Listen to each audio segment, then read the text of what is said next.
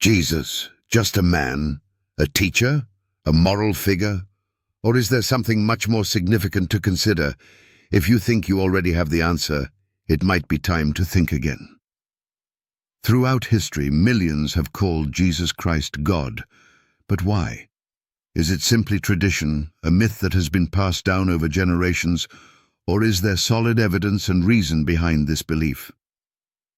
To explore this, let's start with what Jesus himself said. In the Gospel of John, Jesus makes a startling claim. Before Abraham was, I am. John 8:58.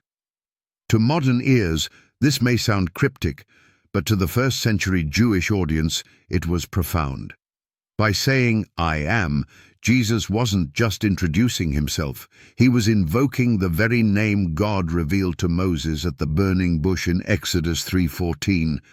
To his listeners, this was more than a statement. It was a claim of divine identity.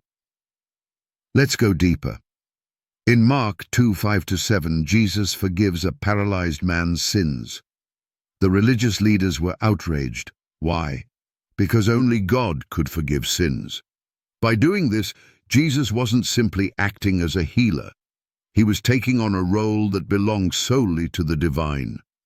Their reaction wasn't mild disagreement. They accused him of blasphemy, a charge that eventually led to his crucifixion. Now, some argue that Jesus never explicitly said the words, I am God. While that phrase might be something we expect in modern language, it's important to consider the cultural and religious context. When Jesus said, I and the Father are one, John 10:30, his listeners knew exactly what he meant. The Gospel records that they picked up stones to kill him, saying, You, a mere man, claim to be God. In their eyes, there was no ambiguity. They understood his statement as a direct assertion of divinity. But maybe you're still skeptical.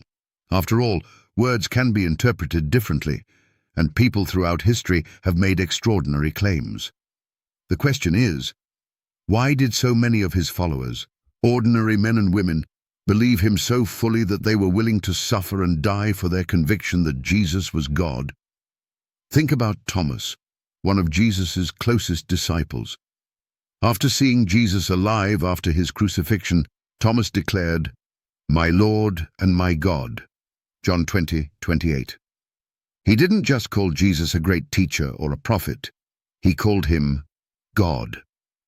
If this was a misunderstanding, why did Jesus accept it rather than correct him? Let's look beyond words and examine actions. Jesus performed miracles that defied natural explanation, healing the sick, calming storms, raising the dead. While skeptics often dismiss these accounts as legend, it's worth noting that even Jesus' enemies acknowledged his power. They didn't deny that extraordinary events were taking place. They simply attributed them to a different source. Another point to consider is the testimony of the early church. The first Christians, many of whom were Jewish, held firmly to their belief in one God. For them to recognize Jesus as divine required a radical shift. They weren't worshipping a separate deity. They believed Jesus was the embodiment of the one true God. This wasn't a belief that developed over centuries. It appeared almost immediately after Jesus' death and resurrection. But what about the implications? If Jesus is God, what does that mean for us today? This isn't just a theological question, it's deeply personal. If the claim is true, it means God himself entered history to reveal his character, to provide forgiveness, and to offer a relationship with him. This brings us to a crossroads. If Jesus really claimed to be God, and if his followers genuinely believed and acted on that claim, we're left with a choice.